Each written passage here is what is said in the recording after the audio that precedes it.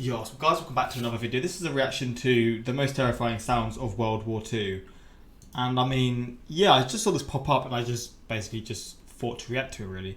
I'd done a few World War reactions a few months back, and I don't know, they just sort of stopped. People were really interested in seeing them. I was always intrigued to see like the different things. Obviously, we learned about this in school, so I do know bits here and there, but my knowledge overall, my memory isn't great, so I did forget a lot of things.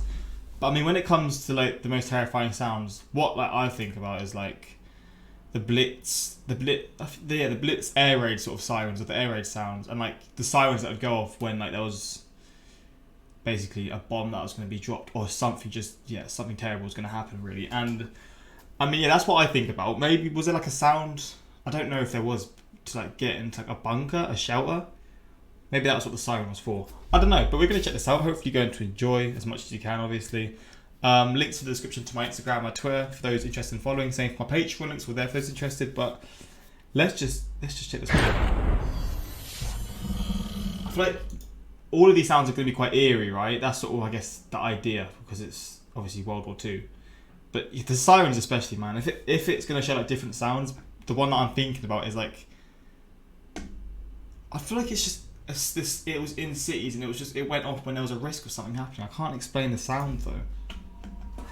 Hello and welcome to another video with your host Agent Smith Voice Production. This is some ASMR type shit, what the fuck? Today's topic, I'm taking a look at some of the most frightening sounds. Is he speaking right into the mic? Yes. He's making it a lot scarier than it has to be. Like, come on man, just speak normally. You're getting me like amped up now, for fuck's sake. World War II. Quite possibly one of the most iconic noises of the Second World War. This list begins with the distinctive sputtering sound of the infamous V1 rocket.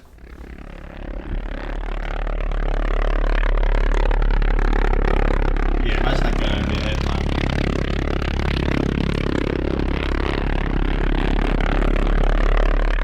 man. Known also as the flying bomb, the buzz bomb, the doodle bug, and the cherry stone, the V1 was developed for mass-scale terror bombing against London.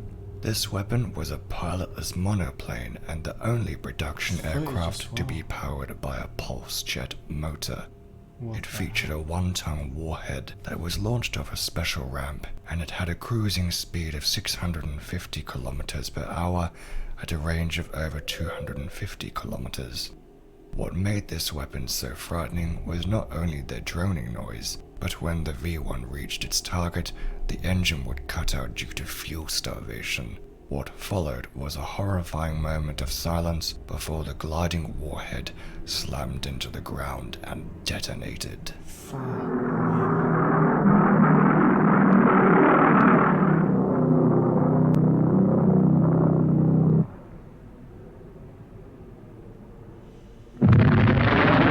Fuck me, bro. Is this footage actually from the World War? I don't know if this is reenacted or just footage from something else, but this is wild, man. Fuck. Another infamous sound that makes it to this list is the Soviet Katyusha rocket launcher. That's nuts. That is nuts. What the fuck? Bro, look at this shit.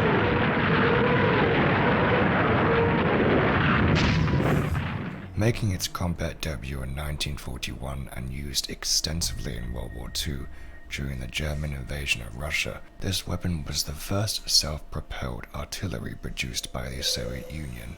Also known as the German killer, or more commonly as Stalin's organ, due to the unique howling noise emitted by the engines. These rockets featured a 5-kilogram explosive warhead and had a range of up to 8.5 kilometers. The Soviets used the M13 rocket that was an improved decorative of the aircraft-launched RS-132 rocket and were mounted via a special launch rail that could accommodate up to 16 rockets per truck. Although cheap to produce and able to deliver explosions to a target area more quickly, the Katyusha rockets were more fragile than artillery and required a longer time to reload. Perhaps the most celebrated machine gun of all time, The MG42 was a light portable Mauser general-purpose machine gun developed in 1942 by Germany. Used extensively by the Wehrmacht and the Waffen-SS in World War II, the MG42 developed a ferocious reputation. Belt-fed, this weapon had no one-shot capability, fired a 7.92mm round, overheated, and gorged on ammunition at a staggering 1,500 rounds per minute. This What? Per minute? Gee, what the fuck? machine gun had various names. The Americans referred to it I'm as guessing it's only got faster now. Like, per minute, etc. Hitler's What? buzzsaw because of the way it viciously cut down troops, and the Russians called it the Linoleum Ripper due to the unique shredding sound it made when it fired. In World War II, British or American soldiers with a magazine-fed machine gun, when faced against this German weapon, would be absolutely terrified by the mere sound of an Don't blame MG42. 'em, man. Eventually, Fuck. the situation became so severe that the US had to produce a special training film so that troops would become accustomed to the noise due to the machine gun's psychological impact.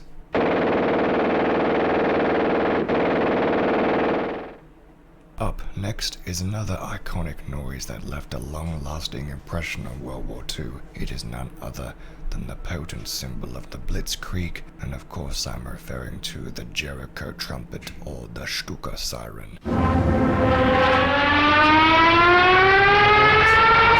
Formula 1 car.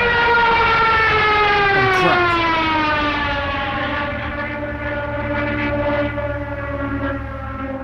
First, Bro, experiencing this would literally make me feel sick, man.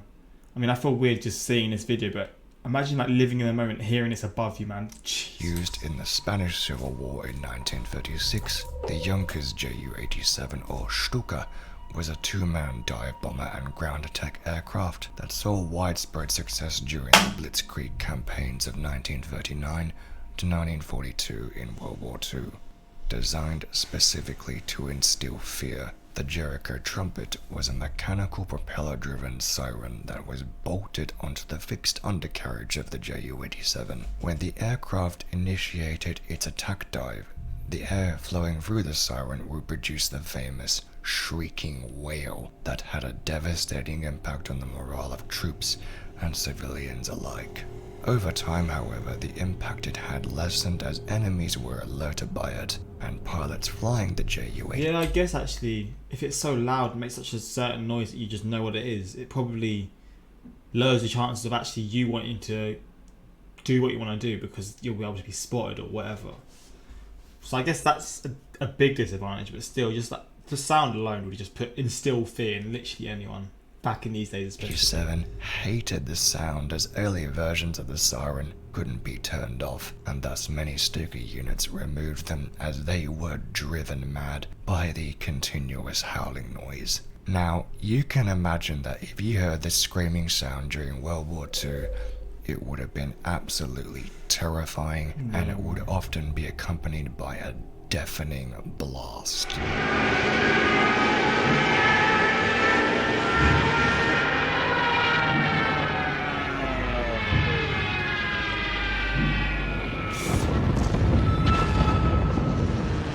That's outrageous, man. Another scary sound is the Panzerwerfer, also known as the Moaning Mini by the Allies, was a self-propelled artillery rocket launcher used by Germany in World War II. First introduced in April 1943, it was designed for larger-scale rocket barrages against Allied positions, where a large bombardment of a big area will be more effective than more accurate artillery fire. The rocket barrages covered much larger areas and added more psychological elements to the fight, especially the infamous sound of the rocket engines.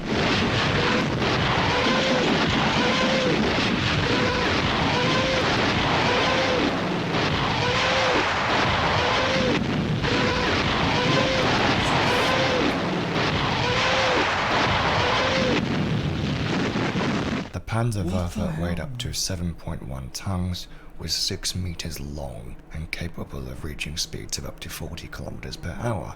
Although this vehicle was intended to provide fire support, some Panzerwaffes were also fitted.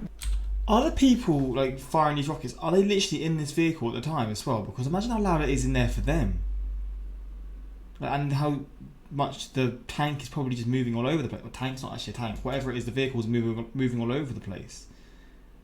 With a machine gun mounted above the cab for protection against attacking infantry. So they stay in it. If you heard the sound of clanking tracks along with a growling engine, it was a telltale sign that a heavy armoured vehicle was around. It's like a lion, man. A lion growling.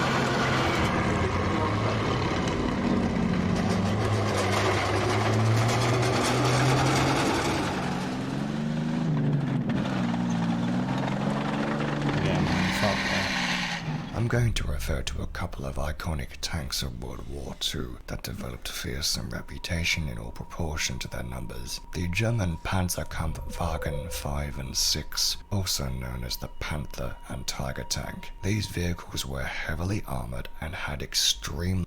Panther and Tiger tank? What, because of how it sounded? Wait. The German Panzerkampfwagen 5 and 6, also known as the Panther and Tiger tank. These vehicles were heavily armoured and had extremely powerful anti-tank guns that could easily decimate any of the tanks that the Allies fielded onto the battlefield.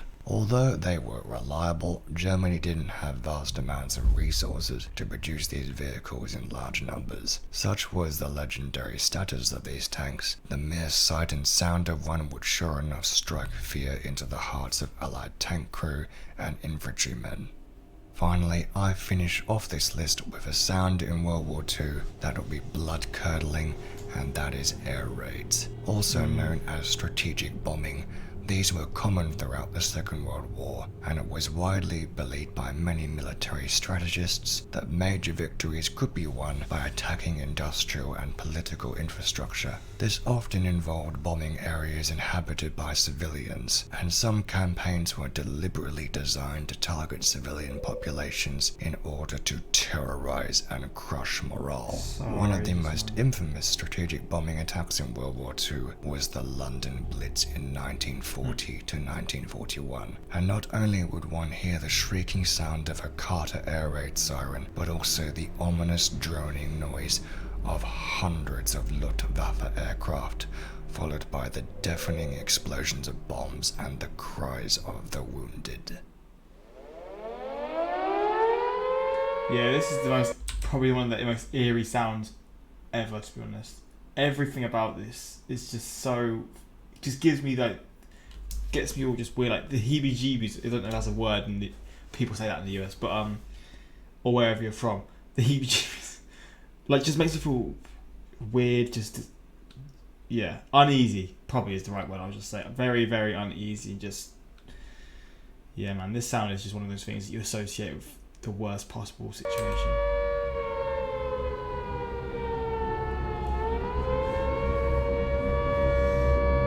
But imagine hearing this in person in the moment, like how scared you would actually be. I don't think I've ever really deeped how scary this would have actually been, man. Like, you learn about this in school, but I don't think when you're that young you really factor in just how crazy this would be to experience. I'm at that point now where I'm sort of watching these videos, learning about it, and the idea of going through any of this is just like fucked, man. Absolutely ridiculous.